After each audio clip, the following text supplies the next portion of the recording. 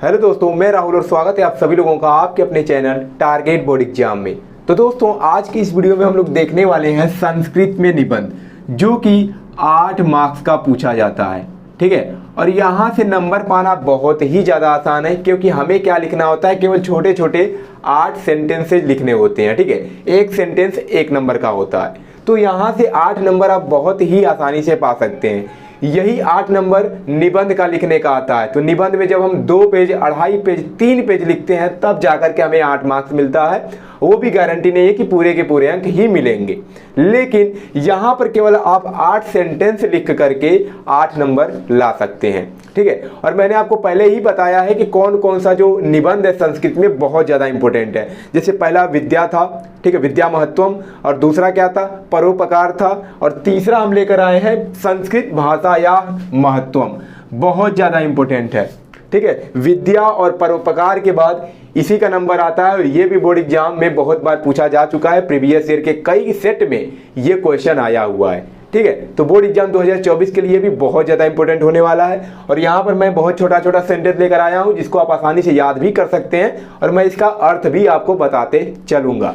ठीक है, तो संस्कृत भाषा या महत्वम पर यह निबंध है। तो आपको केवल क्या करना है, 8 सेंटेंस लिख देने हैं, एक सेंटेंस पर 1 नंबर। अब ऐसा नहीं है कि 8 लिखेंगे तभी आपको 8 नंबर मिलेगा। अगर आप 5 लिखते हैं, 6 लिखते हैं, अगर 2 भूल जाते हैं, तब भी कोई दिक्कत नहीं है। जितना आप लिखेंगे उतना आपको नंबर मिलेगा, क्योंकि बोर्ड एग्जाम में स्टेप पर नंबर दिया जाता है। ठीक है, जहां तक आपका सही रहेगा वहां तक आपको नंबर दिए जाएंगे।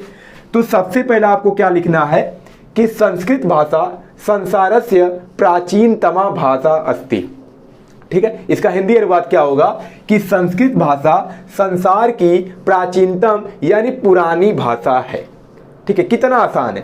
संस्कृत भाषा संसार की प्राचीनतमा मतलब पुरानी या प्राचीन, भाषा मतलब भाषा, अस्ति मतलब है। ठीक है, संस्कृत भाषा संसार की प्राचीन भाषा है।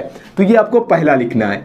दूसरा लिखना है कि व्याकरण आदि दोष रहिता भाषा संस्कृत भाषेति कथ्यते। व्याकरण आदि मतलब व्याकरण आदि, ठीक है, दोष रहिता मतलब दोष से रहित, ठीक है, सब भाषा, दोष रहित भाषा मतलब व्याकरण आदि दोष रहित भाषा संस्कृत भाषा को कहा जाता है। मतलब संस्कृत भाषा में कोई भी दोष नहीं रहता, यह दोष रहित होता है। ठीक है, तो व्याकरण आदि दोष रहिता जो भाषा होता है वह संस्कृत भाषा को कहा जाता है। तो ये दूसरा आपको सेंटेंस लिखना है। तीसरा क्या लिखना है कि पुरा सर्वे जनाः संस्कृत भाषायाम एव वदन्ति स्म। पूरा सर्वे जना मतलब प्राचीन काल में, सर्वे मतलब सभी लोग, जना माने लोग। ठीक है, पूरा मतलब प्राचीन काल में, सर्वे माने सभी, जना मतलब लोग, संस्कृत भाषाया मतलब संस्कृत भाषा, एव मतलब ही, वदन्ति स्म मतलब बोलते थे। ठीक है, तो क्या बन जाएगा यहाँ से इसका हिंदी अनुवाद कि प्राचीन काल में सभी लोग संस्कृत भाषा ही बोलते थे। ठीक है, प्राचीन काल में सभी लोग संस्कृत भाषा ही बोलते थे। चौथा हो जाएगा हमारा पॉइंट कि संस्कृत भाषा एव भारत देशम ऐक्य सूत्रे बंधाति। ठीक है, तो क्या होगा इसका हिंदी अनुवाद कि संस्कृत भाषा ही भारत देश को एक सूत्र में बांधती है। ठीक है, संस्कृत भाषा ही भारत देश को एक सूत्र में बांधती है।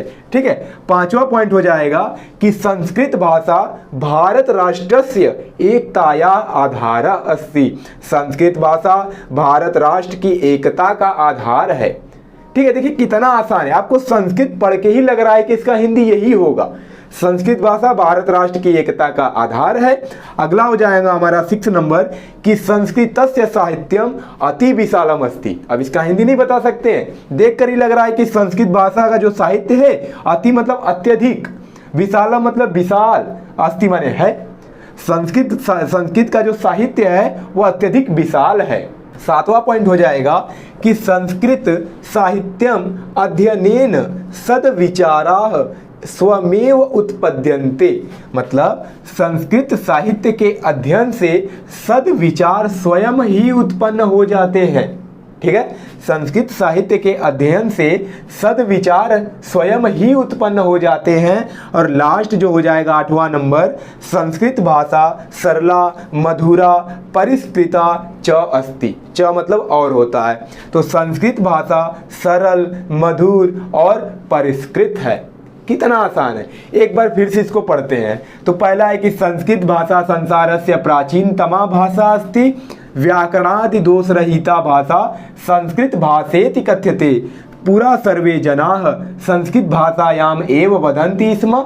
ठीक है, संस्कृत भाषा एव भारत देशम ऐक्य सूत्रे बन्धाति, संस्कृत भाषा भारत राष्ट्रस्य एकतायाः आधारः अस्ति, संस्कृतस्य साहित्यम् अति विशालम् अस्ति, संस्कृत साहित्यस्य अध्ययनेन सद्विचाराः स्वयमेव उत्पद्यन्ते, और संस्कृत भाषा सरला मधुरा परिष्कृता च अस्ति। ठीक है, कितना आसान है, बहुत ज़्यादा तो बड़ा है नहीं, छोटा छोटा सेंटेंस है, आसानी से याद कर लेंगे। हिंदी एक बार इसका देखते हैं। तो संस्कृत भाषा संसार की प्राचीन भाषा है, व्याकरण आदि दोष रहिता भाषा यानी दोष से रहित भाषा संस्कृत भाषा को कहा जाता है। प्राचीन काल में सभी लोग संस्कृत भाषा को ही बोलते थे। ठीक है, संस्कृत भाषा ही भारत देश को एक सूत्र में बांधती है। संस्कृत भाषा भारत राष्ट्र की एकता का आधार है। संस्कृत का साहित्य अत्यधिक विशाल है, और संस्कृत साहित्य के अध्ययन से सद्विचार स्वयं ही उत्पन्न हो जाते हैं, और संस्कृत भाषा सरल मधुर और परिष्कृत है। तो आपको क्या करना है, केवल इतना ही लिखना है। इतना लिख करके आप 8 मार्क्स बहुत ही आसानी से ला सकते हैं। ठीक है, जिससे आपका जो परसेंटेज है यहाँ से इंक्रीज हो जाएगा, क्योंकि 8 नंबर जब इतने आसान चीज का दिया जा रहा है तो इसको क्यों छोड़ रहे हैं, इसको सबसे पहले आपको तैयार करना है। ठीक है, तो मैंने आपको परोपकार पर, सदाचार पर और विद्या महत्वम पर पहले ही मैं इसका निबंध आपको बता चुका हूँ, तो उसका भी लिंक इस वीडियो के डिस्क्रिप्शन में मिल जाएगा। और जो अगला है संस्कृत भाषा या महत्वम, ये भी बहुत ज्यादा इंपॉर्टेंट है, इसलिए इसको भी छोड़कर बोर्ड पेपर देने नहीं जाना है। ठीक है, तो जिनका भी संस्कृत सब्जेक्ट है वो इस निबंध को जरूर याद कर लें। ठीक है, तो चलिए मिलते हैं नेक्स्ट वीडियो में, तब तक के लिए धन्यवाद।